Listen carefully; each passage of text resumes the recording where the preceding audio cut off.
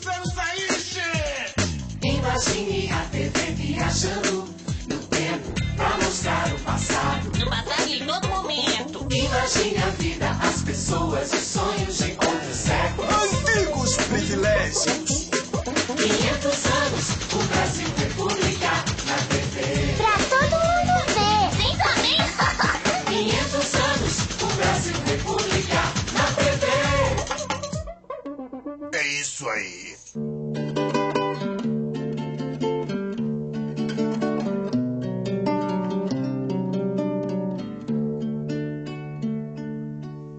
De novembro de 1889 marca o fim do Império e o começo da República. O novo regime resulta da insatisfação com a monarquia. A abolição da escravatura e a Guerra do Paraguai deixam descontentes cafeicultores e militares. E a República é proclamada em nome do povo brasileiro. Do povo brasileiro? Sim, do povo brasileiro. Ou seja, você. Eu? Mas ainda outro dia fui aplaudir o imperador que voltava da Europa.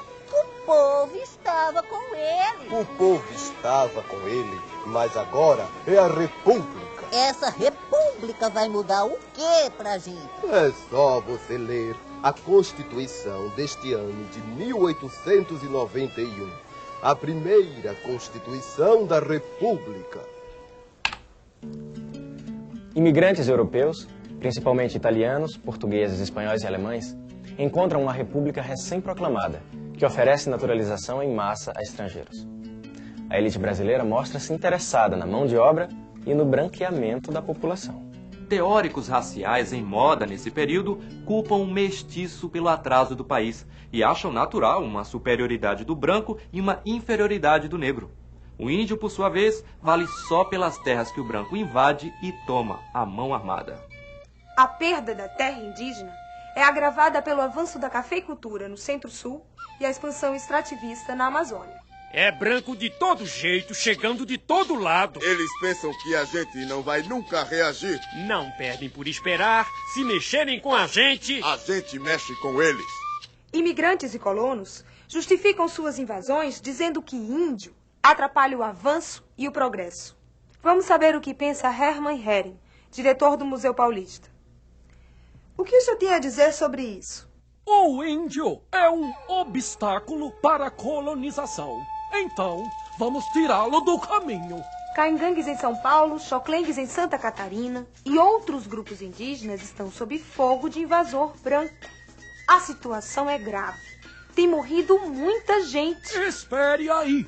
Morreu algum branco? Não se sabe, mas índio com certeza morreu. Mas é para ser assim mesmo. O progresso justifica a violência e a tomada da terra deles.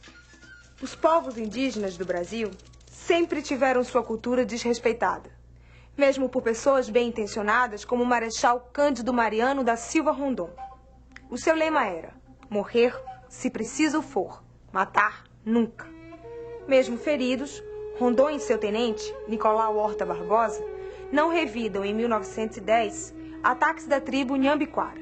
O que admira é como Rondon conseguiu conter a tropa. Na força moral e no idealismo do seu comandante. Mas dizem que os Nhambiquaras são umas feras. Pois Rondon pacificou os Nhambiquaras, os Bororos e muitas outras nações indígenas. O que o branco chama pacificar é, na verdade, amansar o índio, que foge ou guerreia para não ser escravizado e nem morto pelas armas e doenças espalhadas pelo branco. Em consequência das teorias raciais da época, assim como os índios, os negros também enfrentam perseguições. Suas práticas culturais são consideradas supersticiosas e violentas. Orixalare, santure, bambularide, orixalare, santure, bambularide,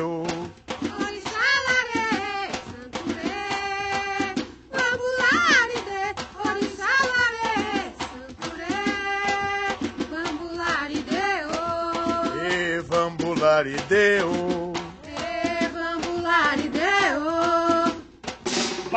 Baixei com 2 quentes e 3 fervendo. Acabei de prender um bando de capoeiras, agora prendo vocês!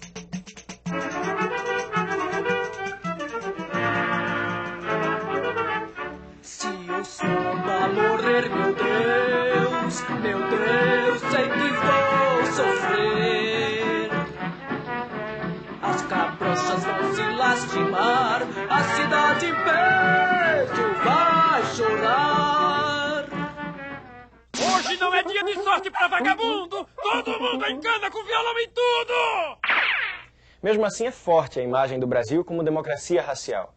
Não faltam elogios a uma suposta tolerância lusitana de escravidão branda. Nos anos 30, a mestiçagem é valorizada. A obra de Gilberto Freire, Casa Grande e Senzala, é um exemplo disso. O processo miscigenador brasileiro hoje pode-se dizer que significa que metade da população brasileira é miscigenada. Isso é qualquer coisa que representa uma revolução social imensa, porque todo miscigenado é um novo ser humano. Ele tem uma nova concepção de si próprio.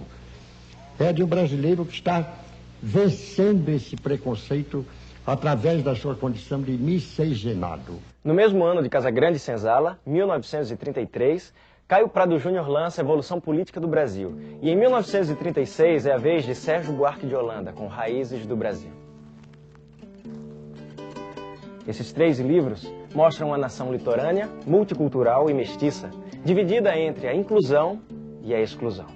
Inclusão e exclusão, porque nem todos os brasileiros participam da vida do país. Sua inclusão não é real. Fica só na aparente aceitação de gostos e expressões culturais populares. Como, por exemplo, a feijoada, que ganha lugar na mesa do branco, e os sambistas, que podem se reunir livremente. Mas as mulheres, os analfabetos, os soldados, os religiosos e os índios ainda não podem votar. E para os negros, resta o subemprego. Que diabo quer de mim, negro? Trabalho. Quero trabalhar de novo na fazenda de Vosmecê. Tenho branco de sobra trabalhando pra mim. Não quero saber de negro mais, não. O Brasil é a terceira nação que mais recebe imigrantes no século XX. Do Porto de Santos, eles vão para São Paulo, capital. E de lá, para fazendas, onde vivem e trabalham. Muito bem, todos já foram para suas fazendas. Hoje mesmo já podem começar seu cafezal. Que diabo você está tentando dizer, seu italiano? Se a terra é boa, plantou tudo o que ela dá. Não é somente o café. Você só vai plantar café nas minhas terras. Quando tiver as suas, plante nelas o que quiser, ora essa. A decepção é imediata. Os imigrantes sonham com a compra da terra própria. Difícil de conseguir, porque ganham pouco e pagam caro pelos mantimentos na venda do patrão. As coisas aqui não são como pensei na Itália. Muito diferentes também do Japão, né? Só penso na minha terra. Eu também. Na Europa também tem rico explorador. Fico no Brasil para lutar contra os daqui. Achava melhor não brincares. Existe uma lei que deporta estrangeiro perigoso para a ordem pública. Mas como eu posso ser perigoso? Liderando trabalhador contra fazendeiro. Por isso é melhor fazeres como o alemão ali. Vou para o sul. O governo vai dar terra no sul para imigrantes formar colônias. Aqui tem mais terra que no Japão, né? No Rio Grande, imigrantes alemães constroem São Leopoldo e imigrantes italianos fundam Caxias. Também no Paraná e em Santa Catarina, terras são ocupadas por poloneses, ucranianos, lituanos, russos e outros povos. A presença de tantos imigrantes contribui para o aumento da população brasileira de 14 para 30 milhões de habitantes nos primeiros 30 anos da República. A imigração também influenciou costumes, alimentação, idioma e, principalmente, a ideia dos próprios brasileiros sobre si mesmos.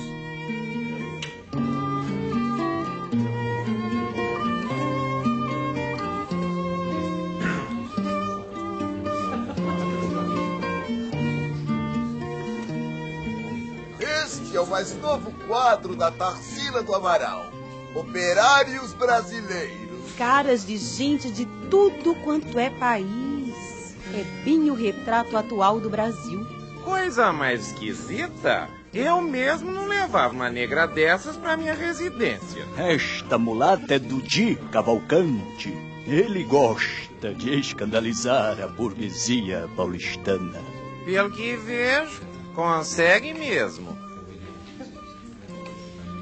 Este quadro é o Abaforu, o antropófago. É da Tarsila. Foi baseado neste quadro que o Oswald de Andrade lançou o Manifesto Antropofágico. Eu sei, foi na Semana de Arte Moderna de 1922. Desde a sua criação em 1910, o Serviço de Proteção ao Índio enfrentou problemas políticos e econômicos. Passou por vários ministérios, até Getúlio Vargas se tornar presidente.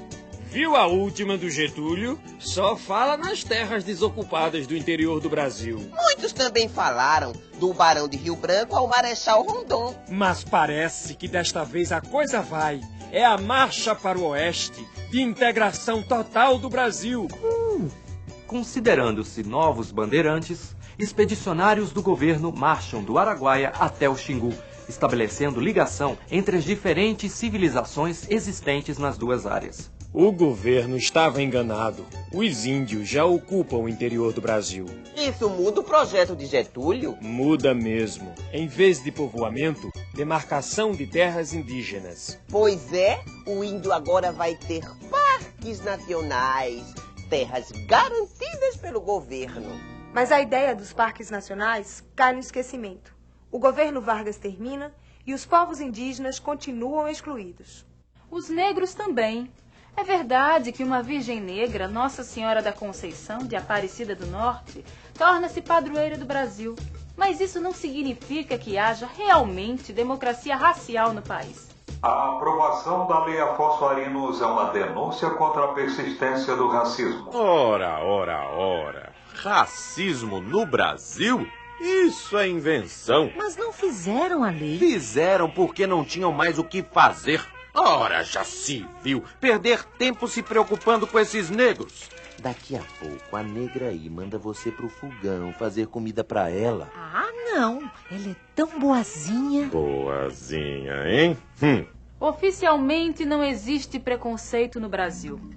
Mas segundo o estudioso Florestan Fernandes, o Brasil é um país de muita miscigenação e nenhuma igualdade social. Dessa discussão surgem movimentos sociais contra a discriminação racial. Queremos a valorização da cultura negra. A capoeira, por exemplo. A capoeira é importante no folclore do povo brasileiro. Alto lá. Cultura negra não pode ser vista apenas como folclore. Calma! Não vamos quebrar a cordialidade que sempre existiu no Brasil entre suas diferentes raças. Cordialidade. Você acha que as relações raciais no Brasil são cordiais? A sociedade branca sempre quer colocar o negro na condição de subcidadão. Bem, não me considero racista. Para mim, negro pode ser até doutor. E tem muito negro competente. Não estou entendendo vocês. Para mim, todo mundo é igual. Voltando à situação do índio, só no governo do presidente Jânio Quadros surge o Parque Nacional do Xingu. Muita gente acredita na criação de outras grandes reservas, mas isso não acontece por causa dos invasores de terras indígenas, cada vez mais ambiciosos e violentos. Serviço de proteção não protege. Índio perdeu a paciência. E decidiu matar invasor da terra dele. Voltem para as suas aldeias. O governo vai resolver esta situação. O Serviço de Proteção ao Índio é extinto em 1967. No mesmo ano, cria-se a Fundação Nacional do Índio, FUNAI, já no governo militar. Essa FUNAI muda muito de presidente. Enquanto isso, cada vez mais a terra da gente é invadida. Voltem para as suas aldeias. O governo vai resolver essa situação. A área do Xingu é cortada na faixa norte pela BR-080, que lhe rouba mais de 1/3 do tamanho original. Por essa BR avançam as chamadas Frentes Pioneiras, de uma civilização destruidora do que resta da cultura do índio brasileiro. Tem gente dizendo que essa terra era dos índios. Então, cadê os índios? Na chegada de Pedro Álvares Cabral, havia 6 milhões de índios no Brasil. Hoje só restam 350 mil. Somos uma população de mais de 160 milhões de habitantes, fruto de uma mistura de raças que faz essa gente brasileira. Neste programa, você viu alguns aspectos da formação do povo brasileiro, num ambiente marcado por preconceitos e desigualdades sociais. No próximo episódio, você verá os conflitos criados pela modernização das cidades brasileiras no início do século XX.